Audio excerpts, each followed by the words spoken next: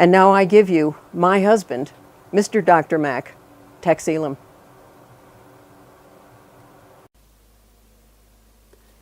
Hi, I'm Houston Elam.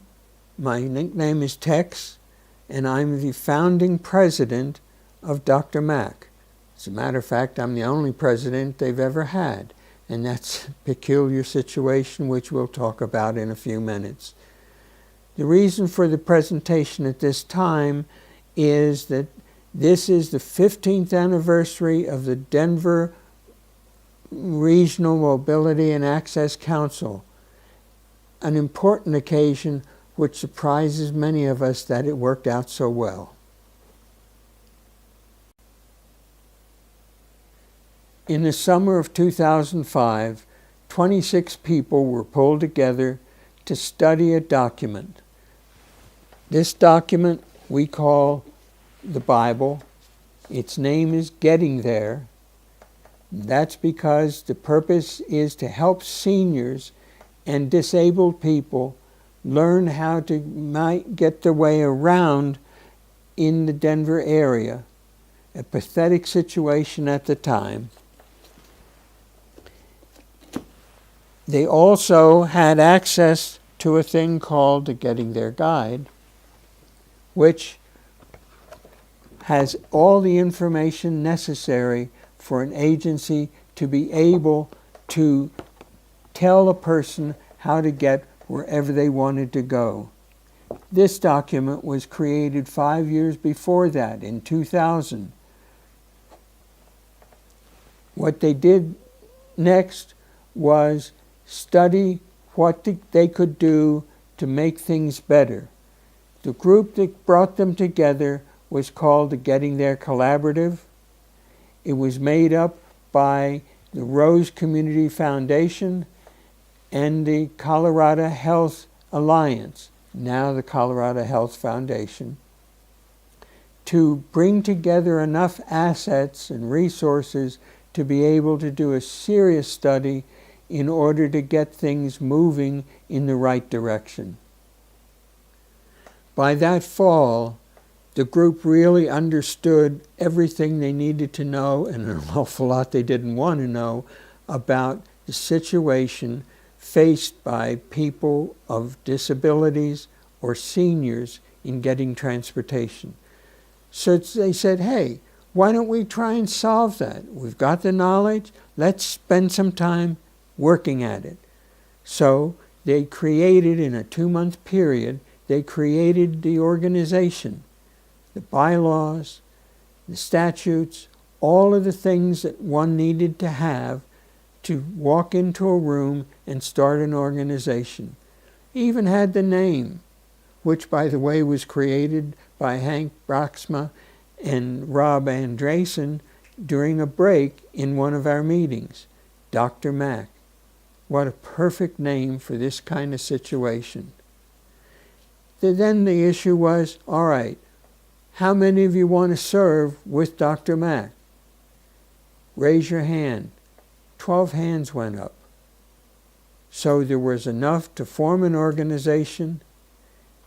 They decided, they being the people who had been working with the organization all of the time it was operating, to say, all right, let's create a January meeting. We will start it, and then you people will take over after you have an election. January was the first formal meeting of Dr. Mac. Elections were held. 4 people were elected. That created the steering committee. We then did the kinds of things that were necessary. We got comfortable with each other. We formed committee structures, memberships of committees, did all of that kind of thing that was necessary, and found that we had communication problems. We had all the confusions that were necessary in a new organization, and we learned of CNDC, the Colorado Nonprofit Development Center, which was an incubator for those kinds of organizations. We were glad to ask to join them. We did. And we learned that they had many services that were helpful to us and a problem. By joining them, we became a project of theirs, and we had to follow their rules. We were no longer independent. And one of their rules was you had to have, given the size of our organization, a 6-member group, and it would be called the Board of Trustees, or rather the Board of Directors. In that organization, we had no ability to organize ourselves as a 501c3. It's quite complex. To set up a good accounting system, to set up other systems which this new organization provided. It was a real relief. There was a problem, though. We had to follow their rules and their procedures, which was the result of our having to reorganize into the 6-member group. They had other things that we had to follow. We learned to do it, and it was a benefit, a major benefit.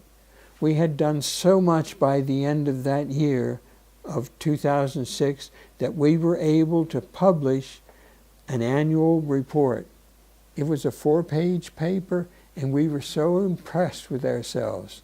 We had shown that we had planned well, and that's all we could do was plan well.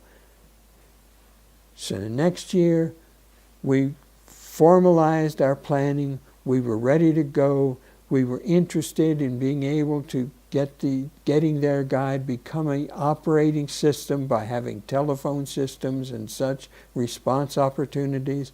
But we had no way of practically doing it. So we applied for emergency funding. In fact, we got a reply from the Rose Community Foundation, and they gave us, amazingly, $353,000. $128,000 was available to us immediately, the rest of it depending on our performance.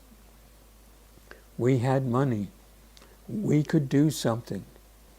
Once we got the money, we were a different organization. We were able to spend it. We were able to provide the kinds of services that we had been planning to do all of that time. So we hired ourselves an executive director. We had to find a place to have an office. We had 3 different offices over the years, and they worked well for us. The first one, oddly, was with one of our organizations, CASTA.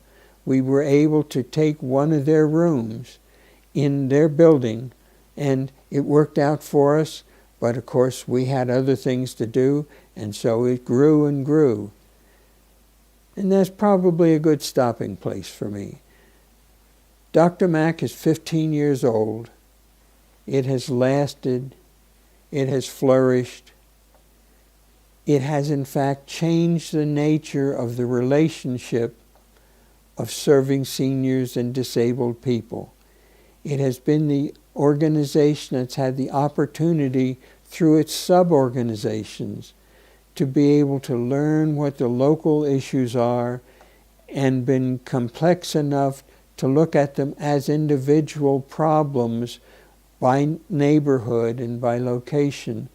What is now DRMAC is substantially more than I expected it to be some years ago.